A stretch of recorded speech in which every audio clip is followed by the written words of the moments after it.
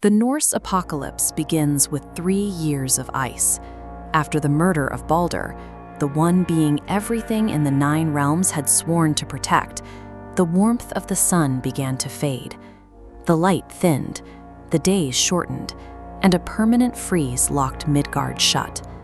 This was Fimbulwinter, 3 continuous years of bone-grinding cold, with no summer thaw and no harvest. Rivers froze to the rock beds, and the soil became hard as iron, making survival a matter of dwindling stores. We can track Ragnarok as a mechanical system failure. It's a cascading collapse across 4 containment nodes: biological, societal, cosmic, and physical. When the biological node fails and the food supply vanishes, the failure bleeds into the societal node, eventually reaching the stars. To dismantle this universe, the psychology and morality of the mortal inhabitants must break first. The biological failure was total. As Fimbulwinter deepened, livestock died in the fields and the winter stores ran dry. This starvation dissolved the foundational Viking codes. Hospitality, kinship, and the sacred oaths between a warrior and his lord were abandoned. The ancient poems describe this era in brutal terms. Axes will clash and wolves will run. No man will spare another. Brothers killed brothers for a single loaf of bread, and parents abandoned children they could no longer feed. Before a single monster broke his chain, the human world had already devolved. The apocalypse began with hunger, not a battle in the heavens. As the mortal world ruined itself, the failure reached the cosmic laws. Since creation, the sun and moon had been chased across the sky by 2 ancient wolves, Skoll and Hati. The Vikings viewed eclipses as physical evidence that the wolves were gaining ground. At the peak of Fimbulwinter, the gap finally closed. Skoll swallowed the sun, and Hati swallowed the moon. Without these celestial bodies to anchor their courses, the stars flickered out one by one. All 9 realms were plunged into total darkness. Without a sun or moon to dictate time and gravity, the physical restraints of the universe began to snap. Massive earthquakes shattered the ground, vibrating through the roots of Yggdrasil. The ancient chains and magical ribbons forged to hold back the monsters of the apocalypse dissolved simultaneously.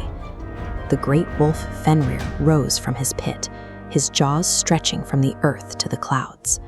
From the ocean, the Midgard serpent, Jormungandr, uncoiled for the first time since the dawn of time, flooding coastlines with poisoned water. On the shores of the underworld, the ship Naglfar set sail. The Vikings believed its hull was built from the uncut fingernails of the dead, which is why they obsessively trimmed the nails of their deceased to delay the ship's construction. At its helm stood Loki. He had been chained beneath a mountain for centuries, with burning venom dripping onto his face.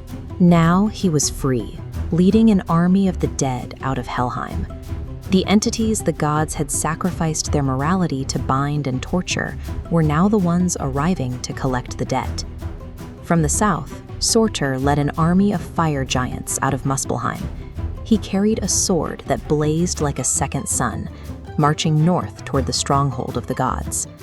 They reached the Bifrost, the rainbow bridge designed to hold the weight of gods. Under the immense, chaotic weight of the fire giants, the ancient crystal surface shattered into 1,000,000 pieces. With the bridge gone, the final system of order failed. Only the battle remained. Heimdall, the watchman of the gods, saw the darkness gathering. He reached for the Gjallarhorn and blew a blast that echoed to the ends of the universe, signaling the start of the end. In Asgard, Odin prepared. He had sacrificed his eye and hung from the world tree for 9 days, specifically to learn this sequence of events. He knew exactly what was coming, and he knew he could not stop it. The gods and the warriors of Valhalla rose in deliberate preparation. They sharpened their weapons not in a panic, but with the calm of beings who had always known this day was coming. The gates of Valhalla opened. The greatest army in existence rode out through the broken gates of Asgard and across the freezing plains toward the field of Vigrid. The Norse mythos concludes with the deliberate courage of beings who know they will die, yet choose to face the darkness anyway. The sun is gone. The monsters are free. Watch the gods fall. Click the video on your screen right now for part 2, the final battle.